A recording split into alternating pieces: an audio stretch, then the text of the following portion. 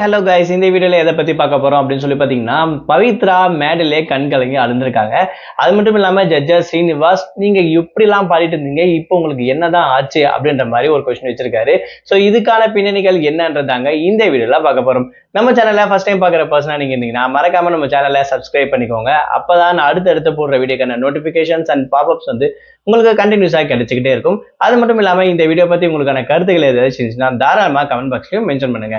So ரீசெண்டா ஜி தமிழ்ல நடந்திருக்கக்கூடிய one of the reality show அப்படின்னு சொல்லி பாத்தீங்கன்னா சரிகமப்பா சீசன் 5 இது சீனியருக்கான லெவல் அப்படின்னு சொல்லக்கூடிய இந்த ஒரு ப்ரோக்ராம் சொல்லலாம். ஸோ இதுல பார்ட்டிசிபேட் பண்ணிட்டு இருக்கக்கூடிய ஒவ்வொரு பர்சனும் அவங்களுடைய யூனிக்கான திறமையை தனித்தனியா பாத்தீங்கன்னா காட்டிட்டு வந்துட்டு இருக்காங்க. அதுல one of the main person, favourite person, அதாவது சூப்பரா பாடக்கூடிய பர்சன் அப்படின்னு கூட இவங்க தாராளமா சொல்லலாம்.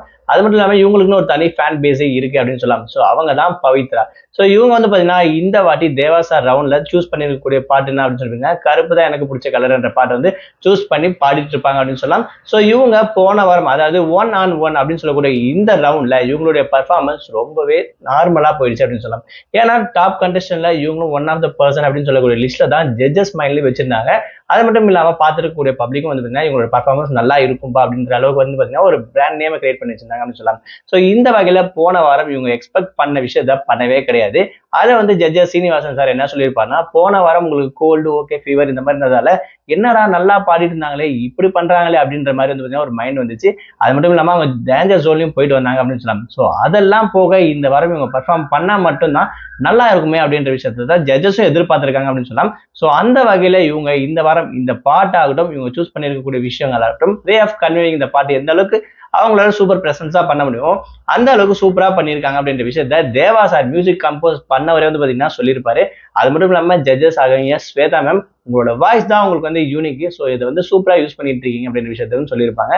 அது மட்டும் இல்லாம போன வாரம் டிசப்பாயிண்ட் ஆன ஸ்ரீனிவாசன் சார் வந்து பாத்தீங்கன்னா இந்த வாரம் சூப்பரா பாடிட்டீங்க, நீங்க எந்த வயசு பாடினாலும், ஆனா நீங்க அந்த பாட்டு பாடும்போது எனக்கு சூப்பரா ரொம்பவே பிடிச்சிருக்கு, அந்த பாட்டுக்காரங்க பாடின மாதிரியே எனக்கு இருக்கு அப்படின்ற விஷயத்த இந்த மேல வந்து பாத்தீங்கன்னா ஷேர் பண்ணிருப்பாங்க. ஸோ அதனால மறுபடியும் ஒரு கம்பேக் கொடுத்துட்டீங்க அப்படின்ற விஷயத்தையும் ஸ்ரீனிவாசன் சாரே சொல்லியிருக்கிறதால கொஞ்சம் ப்ரௌட் மூமெண்டா இருக்கும் அப்படின்ற விஷயத்தையும் உங்களுக்கு இன்னும் கொஞ்சம் என்கரேஜ் பண்ற மாதிரி இருந்துச்சு அப்படின்னு சொல்லலாம்.